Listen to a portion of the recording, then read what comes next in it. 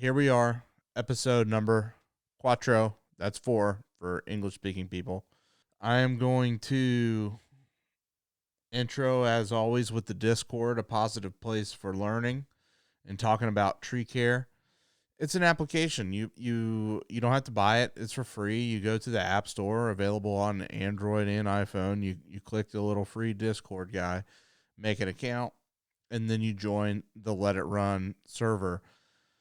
That is a server all about tree stuff, tree care, tree service, learning about the tree business from anywhere in the experience range, from first day to thinking about it all the way until running businesses and stuff. So there's some positive information there, and it's a learning environment. I'm going to scroll through some of the stuff on this side here, and it's not one of these places that is a lot of bad information. A lot of people are not speaking on stuff they don't have experience with.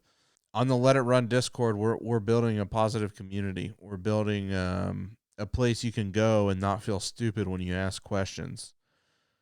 I don't believe that all questions are not stupid. There are some stupid questions, but you should be able to feel empowered enough to ask them if you're genuinely not knowing about something in the tree world. I think it's 2023 now, and I think we, as in tree people, need a positive place where we can go learn about things and ask questions and not feel dumb for talking about stuff that, oh, you should have known that. I known that when I was in the third grade. That kind of stuff. I think it's a positive community where we can all learn. We have a virtual tree, Chloe. It's over 100 feet tall now. I think that's pretty cool. It's not exactly the metaverse, but everybody in the community comes together to water this virtual plant. So if you're not into the tree discussion, just come water the tree. That's cool. Enough said on that. I wanted to kind of walk through my process on estimates and kind of my thought process when doing an estimate for a potential client. There are a couple things that I like to have on me when I'm doing an estimate. I like to have a clipboard. I don't know specifically which one I have here. It helps, I think, to take notes and have paperwork with you. I don't know, this may be nerdy. So I usually carry around a metal clipboard. I have a card to give the client on the front of it at the end of our session. And then I also have a piece of paper on the other side that I write notes, information about the client, information about what is the potential job, what are the stipulations of the job, what kind of quotes are they looking for? Are they looking for multiple numbers? If they want to do a prune, if they want to do a removal, if they want to do a removal with a stump grind, I'll put all those notes on the sheet of paper that's on the front of the clipboard. The notes that I take, I'll have to go back on when I'm writing the estimate before I send it to their email or text them or whatever. A key component to, I'm going to take these notes off of here because this is from a real client, so you don't get all up in their business. So it's just a metal notebook like this. If you can open it up, and I keep documents in there, like service agreement documents, that if we do sign a contract, that we can put all the stipulations of, what is the expected work and that kind of thing in there. So I keep those just in case we sign for work. And then I also keep some tree assessment forms. So something that I keep in that metal clipboard is this little baby tape measure. And why I keep this is you would never think about, oh, I need to measure a gate. Will this stump grinder fit in here? And it's just such a small tape measure that you wouldn't even you wouldn't even think about it, and you don't even notice it really in there, and it comes in handy often because you never know if what is access going to be like, where you're going to need to pull in your truck, where you're going to need to back in a chipper, where you're going to need to finagle a stump grinder through a gate, and maybe the gate is 4 inches too small. That's a bad day if you show up and you're 4 inches too small. You know what I'm saying?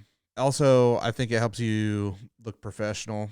Like you're not just there to kind of guess at the services you're going to be providing. There's all kinds of things to take in consideration when you're doing an estimate. You know, how many people will it take to get the job done? What kind of equipment do you need? Are there dump fees? Is there any HOA requirements that you can't work between certain hours? Turf protection, do they care if you give them a new totem pole in their yard or not? These are all things to think about when considering giving a client a price, because you want to be paid for your time. It's not like you want to be unfair and make a bunch of money off of them, but you also don't want to go broke yourself. And that's something that can very easily happen if you are not going into a quote with a level head from the beginning. Another thing on the estimates is just to be yourself, to be professional. Customers are going to know if you're faking the funk. It smells fishy. They have a nose for it. They're going to know if you're being somebody or not. I've found I have the best success when I'm myself. I'm straight up with the client. I'm honest about my capabilities. That's another thing, is don't overpromise, because on the back end, that's not good. Nobody likes the person who overpromises and underdelivers. So it's important to know what your capabilities are. You need to have an honest conversation with yourself about what your capabilities are. So when you talk to the customer, you can give them an honest answer to what you can do in a certain amount of time. When it comes to estimates, I'm going to go back to the very beginning. I like to get there a couple minutes early, not too early, because that can be frustrating to a client as well. Maybe 5 minutes early, no more, and definitely don't want to be late. So about 5 minutes before the proposed meeting time, I'll get there, meet the client, shake their hand. Hi, my name is insert Slim Shady. So let's go take a look at what you're expecting to get done. Assess the potential work, take notes, take pictures, note the size of things. In your head, give a rough estimate on your notes about how long that work will take. That's what I do. That's when I write down and I'm taking notes. I always take their name, phone number, address, email, stuff like that, because in the future, it's good to go back on that and have that information available, because sometimes I've saved addresses to my phone and I go to pull them up again and they're not there. I don't know if it's an iPhone thing or what, or I'm just technologically impaired. That's probably it. And they're gone, and I'm like, I feel really stupid when I have to ask a client for their address again after I've already been to their house. I think it's important to record all that and write it down on a notebook or some kind of place where you know you're going to have it. For example, quote I did yesterday, I have the client's name, phone number, address, the date of the quote. It's going to be either a prune or removal of a silver maple. I think it's going to be a 2-day job. It's going to take a couple people. We're going to need a lift. What equipment are we going to need? We're going to need probably a Vermeer 1200 XL chipper, a stump grinder, potentially a giant with a branch manager attachment. And after you add all that up and add the time up, your fuel cost, your insurance cost, at that point, you can give the client an expected number. Usually for me, I do not have that number on the job site. I can't usually tell a client what my price is going to be on the job unless I know for a fact that, oh, that's an easy job. I can get that done in half a day with XYZ. Okay, ma'am, here's your number. Because I've done those jobs several times and I can kind of guesstimate how much that work will take. But if it involves multiple days, multiple pieces of equipment, usually I say, let me go run some numbers. I'll get back to you within X amount of time. Usually that's 24 to 48 hours. I haven't had any problems doing that, and I think they respect you for bringing them an accurate number. Something I've noticed with customers is you want to stick to your timeline that you give them. If you say, hey, I'm going to get back to you in 24 to 48 hours with a proposed estimate number, try not to let it go a week because they're going to pick up on that and notice that maybe this guy isn't the right person for the job if he can't reach out to me within a designated amount of time. But things do happen. I understand it. But I try to stick to the timeline I give the customer. Getting better at estimates comes with time. I've never really been a public speaker or someone who can articulate things that well. Sometimes I get kind of word jumbled. I don't even feel normal talking to myself in a camera. So to get better at estimates, you've got to do estimates. There's no way around that. You have to interface with people. You have to talk to people. You have to talk about tree stuff, and you have to kind of know what you're talking about so you can tell the customer, I wouldn't do this for this reason, or I would recommend pruning here, or I would recommend a removal here. That's where it comes in to know trees, know tree species, know what works in the community. In some communities, they have a brush chipping service that will go around, drive around to the yards, and they will chip all the brush under a certain diameter. It's good to know that if that's an option for your client or not, to potentially save them some money. Some of the skills are just communication skills. Did you take the time to relate to that person at all? Usually when I'm having a conversation with the client, I try to relate to them in some way. You know, how's your week going?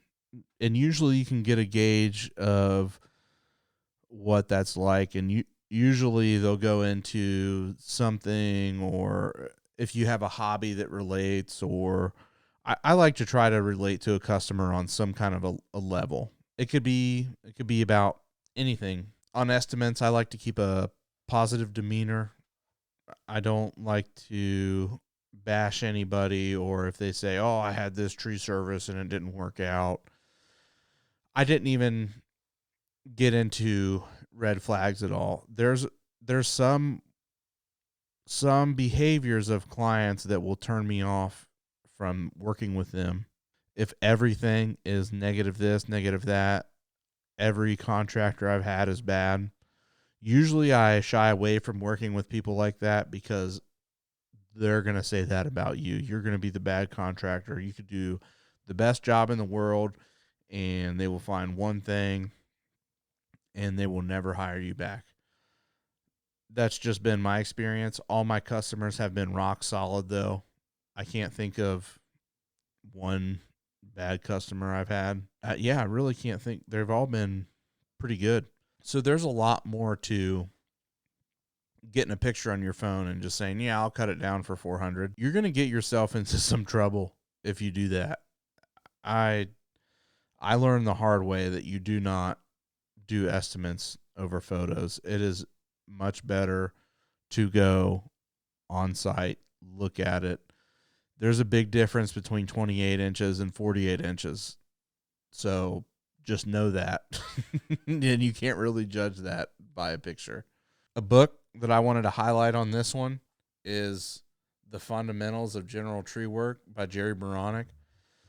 I think Educated Climber printed this. I think he republished it or something, because when I was originally looking at this, Educated Climber, Patrick Masterson, he republished this book, When I was looking for this book, it was over several $100s on Amazon for the hardback version. There was no other versions available, and it was recommended on several occasions that this was the book to get. Now it's available on Amazon for, I don't think it's over $40, and I would recommend this book to anyone getting into tree work. There's just so much. I mean, I've got this thing all marked up. You can see. I think it's important to make notes when you read. I'm kind of a slow learner, so the more I highlight something, write it down, type it, do it in real life, watch a video about it. I have to take information in on several different levels to learn a process or to learn a new skill. This book, I believe, is an excellent introduction to tree operations. So Patrick Masterson, thank you very much. Seriously. Who orders a book? This guy, that's who. Awesome. So educatedclimber.com, Patrick Masterson, he's a legit dude. If you've seen, go check out his channel because Patrick's doing some really cool stuff. He's got all kinds of video on knots, his Mozdam setup, climbing stuff. It's just a plethora of work going on his YouTube channel. There's a lot to be learned from that guy. He's legit. So I wanted to go to some of the basic entry level things for tree service stuff. It seems like I always hear stories about, oh, I bought a new chain. This tree company buys new chains because they don't file chains, or once they get dull, they'll buy a new one. So when you're talking about a chainsaw chain, there's three main components. There's the pitch, there's the gauge, and there's the complement or comp. That's the way in which the teeth are ordered. The gauge is the thickness. I got an old clapped out bent bar here from I don't know what it is. It's an 18-inch bar. So the gauge refers to where the chain rides in where the drive links go into. This is the gauge right here. This is an 063 bar. You can tell because if you have a steel bar, they'll label it on there for you. So it's a 6.3 gauge bar. That number there, 74, that's how many drive links. And it is a 325 pitch. So that pitch refers to the spacing between the rivets. So some bars don't have that. And the way that you can measure what your bar is Oregon has a little bar chart. It's like a little measuring tool that has different gauges and pitch options, and it's all kind of cool stuff. I'll put that up here. It's just a cool way to identify some stuff for the bar. The main pitches are quarter pitch, 325, and 3/8. That's just the main pitch. 404 if it's really big. I run 5/0 gauge. So things that are affected by the pitch of a chain are how it rides in the sprocket and how it rides on the tip of the bar. So if you get a chain that does not match the pitch of the bar you put it on, you're going to have a bad time.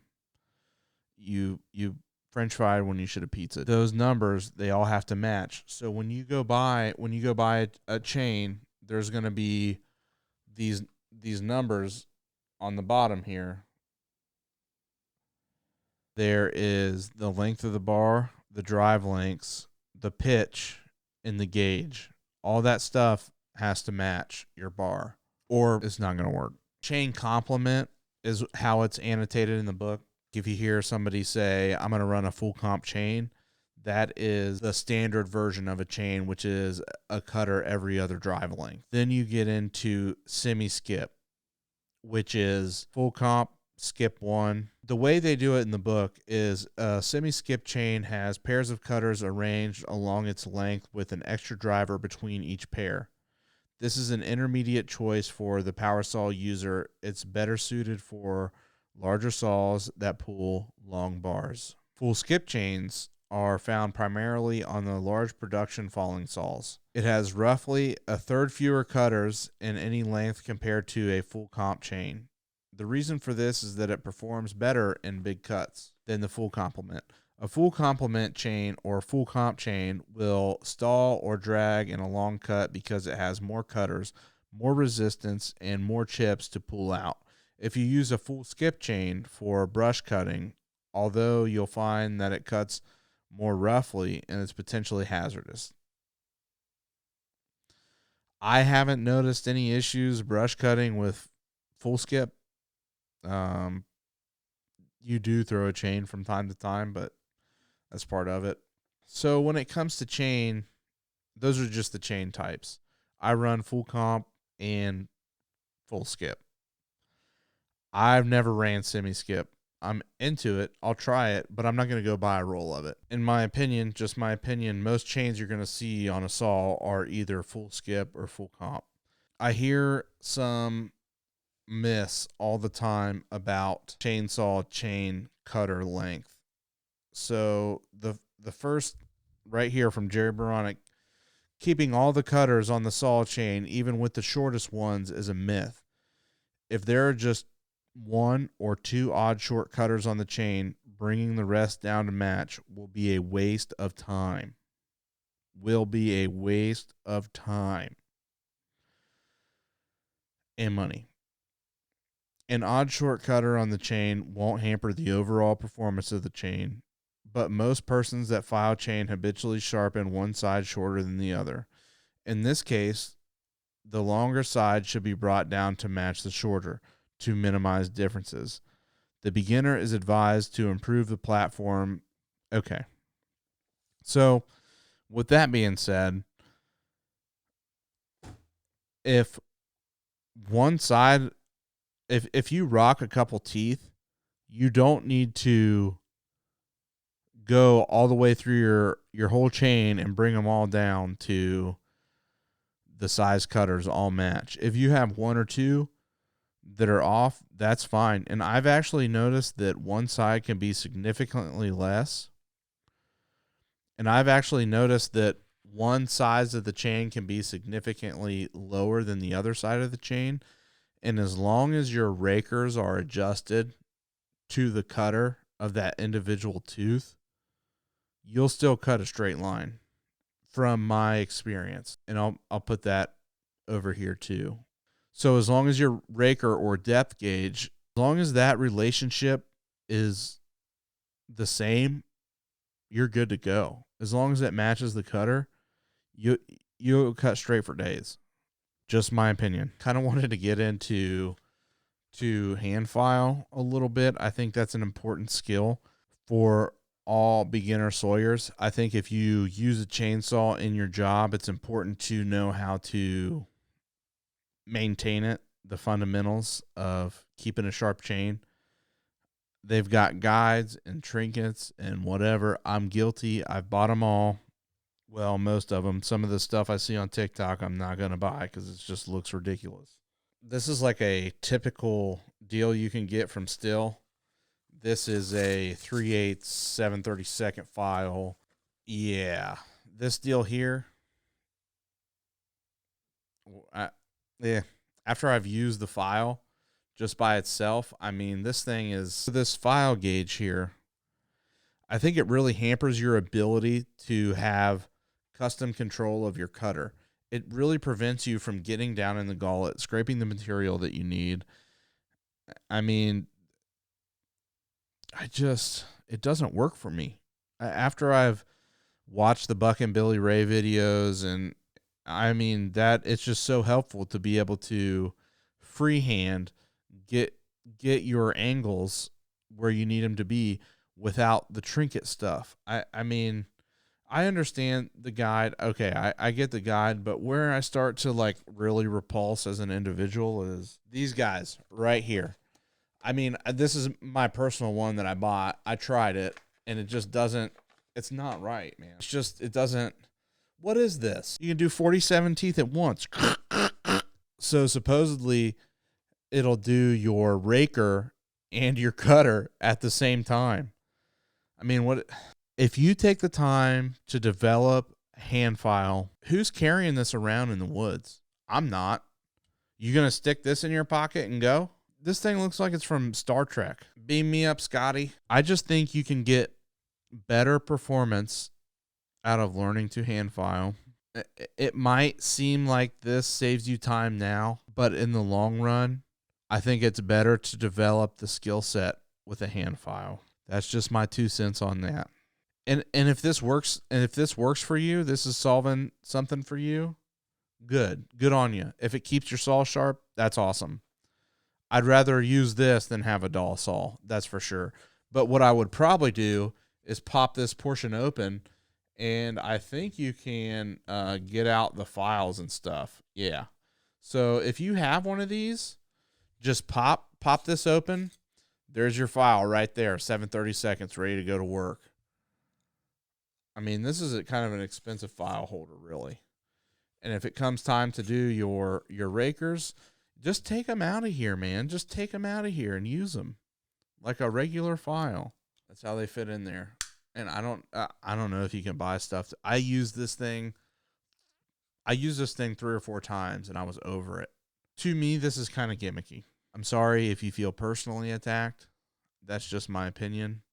I think if you take the time to develop a hand file, you go watch Buck and Billy Ray's videos about hand file. I mean, he's the round file king. I don't know who. Buck and Billy really has it figured out with the round file deal. I'll link a couple of those videos in the description if you're struggling with the file that maybe you can get some help on. If it's more efficient for you to do now, I totally get that. I understand it. But having a hand file skill is beneficial. If you just want to take a file with you in a flat file, and even if the processes are separate, it's really not that much time to go through, do your hand file, and then do every single raker. And you don't even have to do your rakers every single. It's kind of a waste. I think you're prematurely doing your rakers. If you're sometimes teeth need a little extra love than the raker. Sometimes you'll hit a tooth with, I don't know, 10, 11 strokes. Is that how many times you want to hit your raker too? Probably not. I don't know, just my opinion. We have 16 subscribers as of today on the Let It Run YouTube. That's awesome. Thank you guys so much for taking the time to be here. I hope this is helping you. I hope we're creating a community here with positive attributes. I hope we're going to be building each other up. I don't have time for mean comments, nasty comments. Yes, I'm human. I'll fire back at somebody every once in a while. But I don't have time for the BS, if you know what I mean. I don't have time for somebody who's just wanting to drag a man down.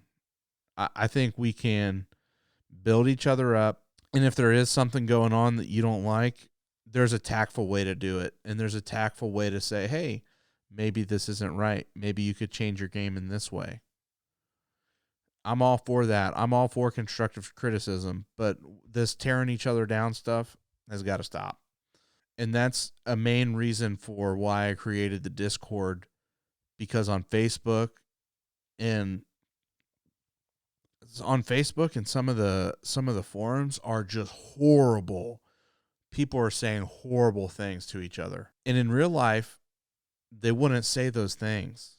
Half of them probably don't even really cut.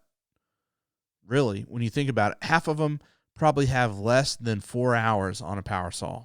Most likely keyboard warriors or insufficient in some kind of way with their self, so they feel like they have to lash out at each other. And I have no interest in a community like that. So the goal with the Discord is just to create a positive place where we can interact. And yeah, make a couple jokes from time to time. Who doesn't like a good joke? But all in good fun. And just help each other out with the whole tree thing. I'm kind of taken back by how much feedback I'm getting on the podcast, and people think it's cool. So I'm going to keep doing it. I'm going to keep doing it anyway. Don't let me kid you. This is a learning tool for myself too. When I come back and I get to talk about and articulate on what I'm doing in real life, that helps me learn. And if I'm talking about a process here that is incorrect, it helps me identify that, and other people identify that to say, hey, no, maybe that's not right. Maybe do it this way. But there's limited people that I take information in from. So you'd be very surprised at how many successful people check their ego at the door. Hey, am I doing everything right? Could this be better? Could that be better? There's constant self-doubt about, did I do this right way? Did I do that the right way? But I think we can build each other up to be the best that we can be, because the only person who you're in competition with really is yourself. Did you do better than you did last week? Did you do better than you did yesterday? Are you tackling today to the best of your ability? Only you know that answer. You know if you could have worked a little harder. You know if you're maybe not giving 100%, because I think you can only give 100%. I mean, let's be honest. You know if you're not giving it your all, and that resonates inside of you. It resonates there. You know if you're doing the stuff you're supposed to do or not. I've had a great week with estimates and getting bids in on jobs. So I've got jobs lined up for a month. That's another thing is, so the crazy thing about the tree care world is it's up and down. There's highs and there's lows. And sometimes you're like, well, I don't know, is the work going to come in this year? And then all of a sudden it's boom, boom, boom, boom, boom. Oh, I'm booked out for 2 months. Sorry. I'm booked. I can't take any more jobs this month because I've met my limit. So you got to hang on. You got to keep doing it. If you find this content useful, if you find that this is helpful to you at all, please post it in the comments, or just say, hey, I like this format, or I don't like this format. It kind of helps me out. So thank you to everyone who was spending time with me today or tonight or in the morning or whenever you listen to this. But just to say again, thank you so much for your time here. It means a lot to me. And I'll see you on the Discord. How did I almost forget? I said I would do an album for every podcast. This one's special to me. Who doesn't like Blink-182, okay? This is a greatest hits album. That's the thing. Sometimes with albums, you don't get all the cool songs on one. You don't just get to pick through like on MP3s and just play all the songs you want. Here's the album. And this is a cool one. There's some art on the back. This is a cool LP because it's in a different color. Probably some of y'all's favorite color. It's funny because it's clear.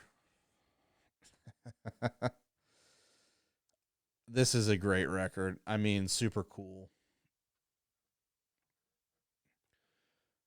A ton of good Blink-182 songs on here.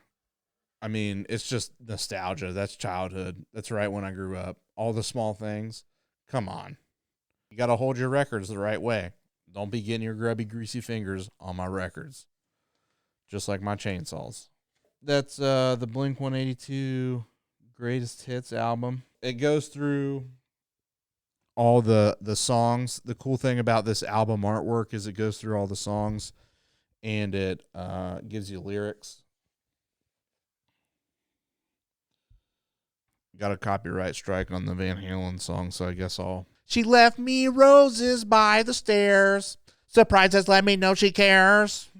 Saying ain't so, I will not go. That's just because I can't play it because of the YouTube stuff. Okay. See ya. Thank you.